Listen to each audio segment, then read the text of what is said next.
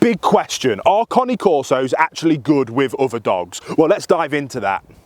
Okay then, first of all, let's address the obvious. All breeds do have dogs who do unexpected things around other dogs, good and bad. On top of that, the breeding practices, early socialization and life experiences that dogs of any breed have can influence their behavior throughout their life. There's no contesting that. So when we talk about breed tendencies here, they are just that, they are tendencies. So with that said, we can get stuck in and say, yes, there are Corsos who are particularly poor and particularly excellent with other dogs, but on average they are fine. They're not famed for dog-to-dog aggression, and nor are they famed as great lovers of other dogs.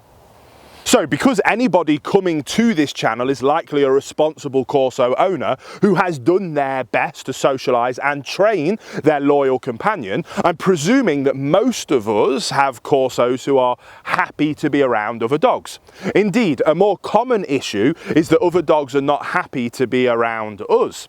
There are a few reasons that might be the case. The first reason is size. Most dogs haven't grown up around giant breeds and so are often naturally wary of them, often preemptively striking with reactive behaviours. And this applies to most large and giant dogs, not just Corsos. The next reason is the body modifications often made to the Corso, cropping and docking. Given that huge amounts of dog body language is done through the ears and the tail, cropped ears and docked tails can sometimes leave other dogs confused about a Corso's intentions, causing them to react negatively. This is made worse by the brachiophalicness of the breed. Short-snouted, wrinkle-faced dogs are sometimes perceived as naturally aggressive by other dogs, who again may react badly, perhaps perceiving them as snarling.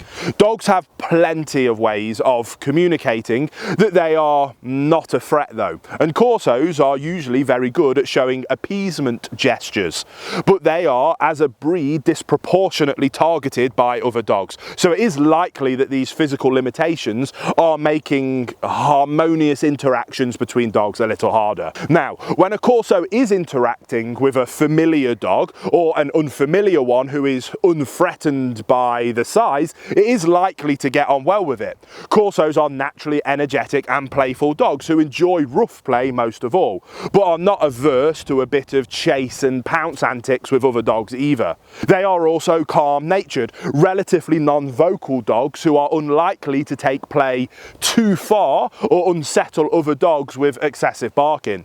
Indeed, if they are mature adults who have been well socialised, both early on by their littermates and throughout their development by their owners, they are rarely dogs you can accuse of overdoing it in anything really. However, when Corsos have not had the best start in life, they are big and powerful, enough to upset other dogs with their play. Let's say they never picked up bite inhibition from their littermates or mother in their early weeks of life, because they were removed too soon. They might apply too much force in their mouthy play and wound another dog. Or let's say they were never corrected by adult dogs when they played disrespectfully or for too long. And that might be because they had limited socialisation opportunities when they were young, and they may hang off another dog's ears or miss the cues that playtime is over and then get walloped by their play partner. Whenever you have a giant dog, it is extra important to monitor their play with others, because one false move and they've probably done some damage and can be serious. Now, when structured introductions are made between Corsos and other dogs and their play is managed, they can not only interact with playmates but can also very easily live with other dogs. Because of their protective nature, they often take younger, smaller or vulnerable dogs into their keeping, into their charge, naturally sensing that they need protecting.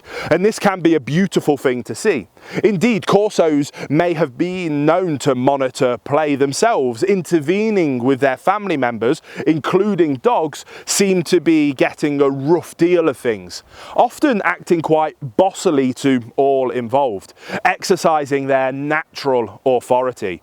This, in fact, is the only other thing to be wary of when bringing a Corso around other dogs. Whilst they are not known for confrontational behaviour around other dogs, they are still protectors, and a threat is a threat, whether human or canine. So making sure that Corsos don't intervene too heavily in the play of others to protect their loved ones is the final consideration to make when addressing this fascinating question.